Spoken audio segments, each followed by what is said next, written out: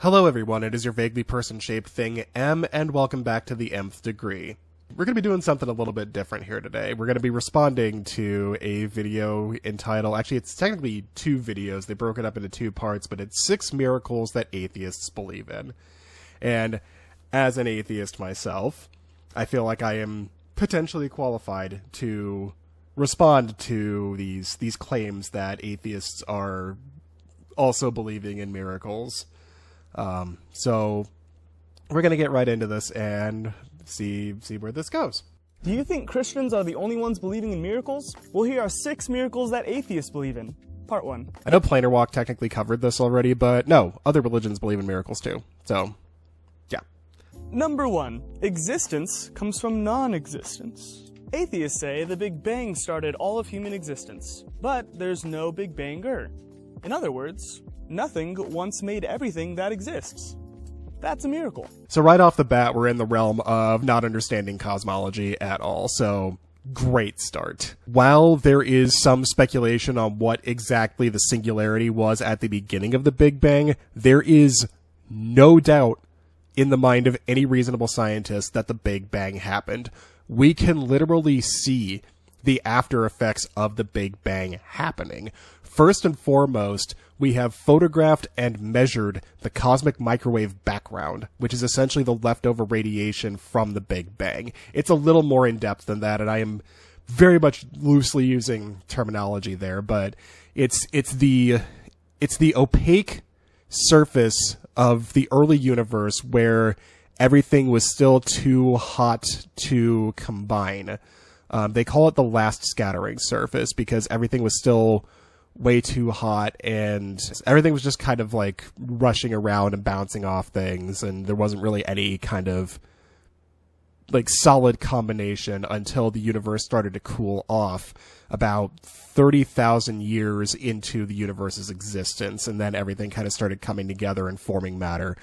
So I feel like that's another misunderstanding that a lot of creationists have about the Big Bang, is they believe that the Big Bang happened and then everything just kind of like happened from there. It was all just in the blink of an eye. No, the matter in forms higher than hydrogen and helium didn't start forming until 30 to 100,000 years after the Big Bang. So already that's a problem for the conventionally held layperson's wisdom of what the Big Bang seems to be. But again, we've photographed and measured the cosmic microwave background. We've photographed that last scattering surface. We've also measured the rate of universal expansion. Like, we can see everything moving away from us and from each other because of the after effects of the Big Bang. Inflation and universal expansion does not happen without the Big Bang. We can tell how far away from us a lot of galaxies are because we've observed supernova in these galaxies, and supernova generally shine at about the same brightness, so we can use supernova to measure how far away these galaxies are. We can also tell whether or not but how deeply stars are redshifted or blue shifted in that galaxy to kind of determine not only how far away are they, but how fast they're moving away from us. Using the Doppler effect. And you might be familiar with the Doppler effect from if you hear a train going by or an ambulance going by, you hear the siren or the horn or whatever, really high pitched, and then as it passes by you, the pitch kind of drops, and as it's going away from you, the pitch is like super low. That's the Doppler effect. It's the same thing that police radar scanners use. That they shoot radar waves at your car, and how quickly the waves come back and how compressed they are as they come back determines how fast you're going. So it's the same kind of principle in that. But anyway, that's 2 things that we can readily observe with the proper instrumentation, of course. But those are 2 things we can readily observe that prove the existence of the Big Bang. So it's not a miracle.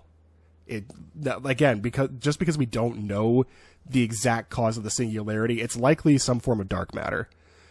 but we don't know for 100% certain, but that doesn't make it a miracle. It just means we don't know yet. It's one of those things that's, I'm going to use a Richard Dawkins term. I know he's really problematic, especially in the LGBTQ community, because a lot of the things he said about trans people and how much he's supported J.K. Rowling and all that. But this was a term that he used. It was, so there's two, I'm doing a lot of asides here. Maybe I'll get to the point here eventually. There are two principles of knowledge that we can subscribe to. There's TAP, which is temporary agnosticism in practice, and there's PAP, which is permanent agnosticism in principle. And those two things basically say either some things are just going to be temporarily not known, but we will figure them out eventually, or there are going to be things that we will just never know. And the vast majority of scientific knowledge, even the sources of the Big Bang, even the origins of the Big Bang, are still going to be in that temporary agnosticism in practice, because it has a definite answer, and there's got to be a way to find out what that definite answer is. We just don't have the technology to answer that yet. So just because we do not understand the exact causes of what made this thing happen does not make it a miracle. Number 2. Order comes from chaos. Humans are just randomly collected, self-replicating systems that eventually formed you and everything you experience. One big chaotic accident. It would take a miracle to make an iPhone on accident. How much more miracle dust would it take to make you by accident? So to the first point, order comes from chaos. Cancer. Cancer is not order. Cancer is chaos in replication. Cancer is out of control replication. Human beings are not perfect by any stretch of the imagination. There is no order in here. There are instructions built into our DNA that our cells follow in replication, but just like a computer code, there can be corruption in the code, or something can get misread in the code. There is nothing ordered about replication. Just because it happened to form things that have a form or a function does not mean it's just a straight order.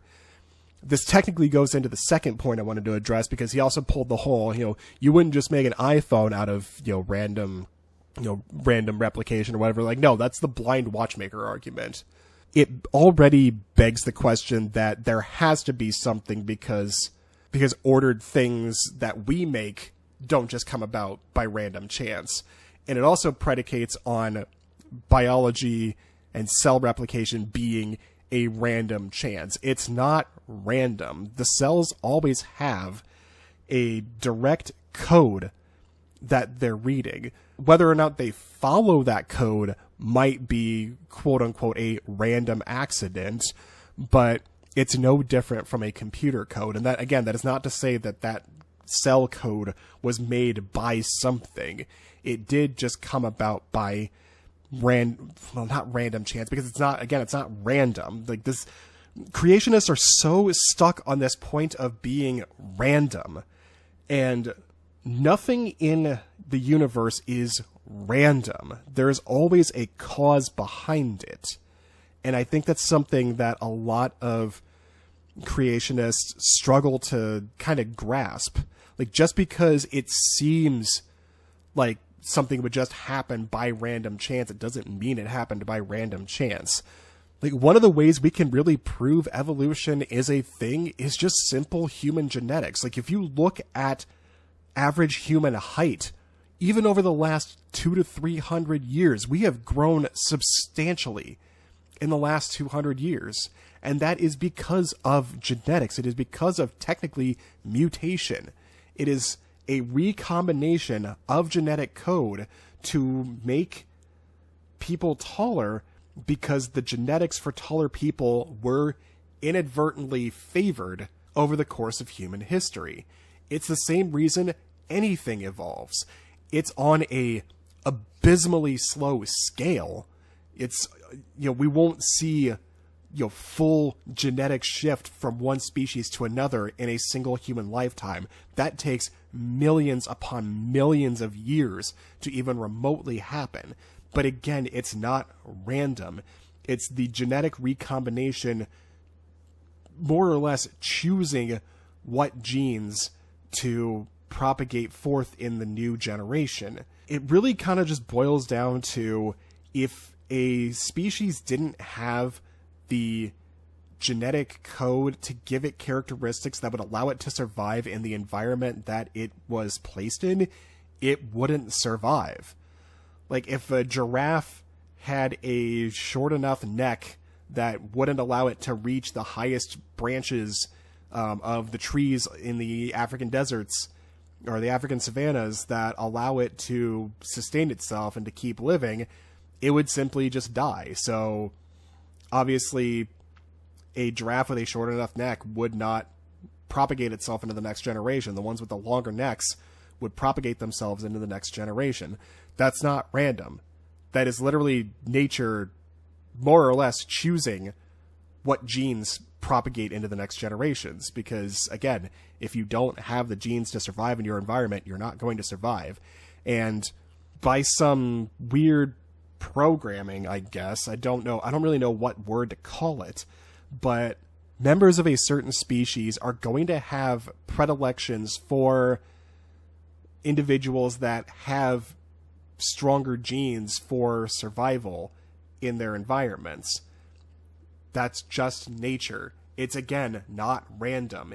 The only organisms that are going to survive are the ones with the genes to survive. That's not random. That has never been random. Number 3. The personal comes from the non-personal. Love, hate, jealousy, empathy. Atheists will say it's all just chemicals in your brain. But how can impersonal matter create deep personal connections? Connecting my phone to a charger in the dark is almost completely impossible. Yet matter can randomly connect two people?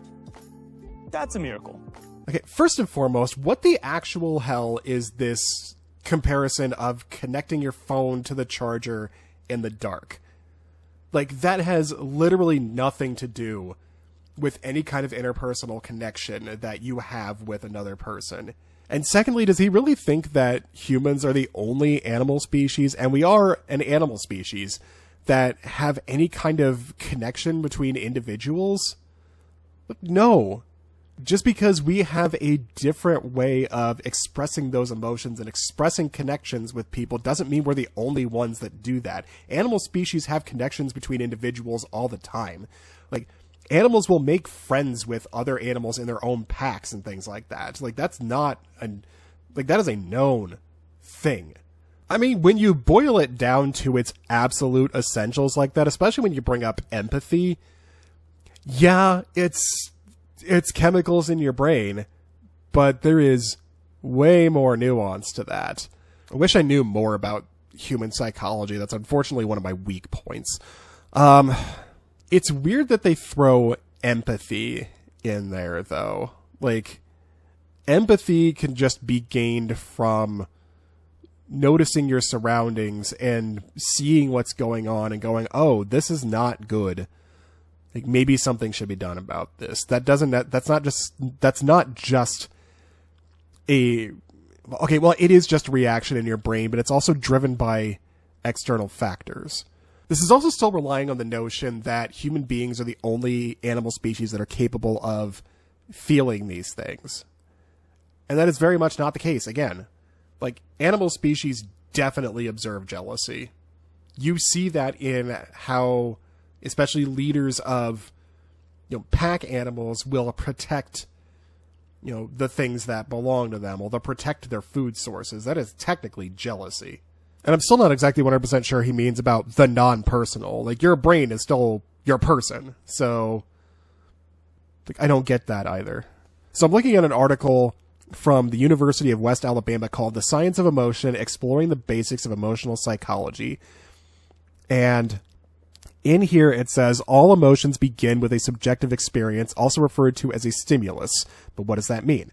While basic emotions are expressed by all individuals, regardless of culture or upbringing, the experience that produces them can be highly subjective. Oh, I skipped an entire part here. So, the process of emotion. While there is debate about sequence, there is general agreement that emotions, as mentioned earlier, are made up of 3 parts: subjective experiences, physiological responses, and behavioral responses. So, Again, all emotions begin with a stimulus, like something outside is producing is producing how you react to something, which I think I talked about earlier in this video. I've already forgotten. My brain is garbage today. Yeah, and then the behavioral response is how we express the emotion. Smile, grimace, laugh, sigh, anger, I guess, jealousy, empathy. But yeah, again, it all stems from external stimuli and how our brain processes it. And not everybody's going to process those external stimuli the same. Something that somebody finds incredibly calming can induce a fear reaction in others. I'm about to tell a really embarrassing story about myself, and I hate that this is going out there, but I need to use this as an example. When I was younger, I want to say I was in maybe my early to mid-teens. I was maybe 15, 16. I don't remember exactly when this trip was. I don't have any pictures from it to serve as a timeline, but we had relatives from out of town visiting. So I'm originally from Springfield, Illinois, and we had relatives from out of town visiting. So we drove down to St. Louis for the day and went to the zoo down there. Very cool zoo. I liked it. The St. Louis Zoo has a butterfly garden, just a big old enclosed dome with butterflies roaming around, all willy-nilly. Like, there is no separation between you and the butterflies. I am just terrified of insects as a whole. And being in that butterfly garden, which the vast majority of people who exist right now would probably find that incredibly calming, incredibly beautiful. I was terrified in there. I will freely admit that. I was terrified in there. I don't like bugs landing on me. I have a very irrational fear of bugs, especially larger bugs that could get all up in my face, crawl into various orifices on my body, crawl up my nose, crawl into my ears, whatever. I have a visceral reaction to that. So I was terrified in that butterfly garden. But my body was responding to external stimuli. It was responding to, hey, here's that potential experience that you don't like in full display with no barrier between you and it. Have fun. So to really break down emotions to how simple this person made it sound is really doing an injustice to psychology as a whole. It is really arguing in bad faith on what the substance of emotions actually are. I think I'm actually going to leave the video here because this person has this broken up into 2 parts, and I've already done a lot of talking, so I'm going to break this up into 2 parts as well. I'll come back with the second part probably here in a few days. But for now, I'm going to leave this video here. If you enjoyed this video, please be sure to like, comment, and subscribe, and I'll see you in the next one.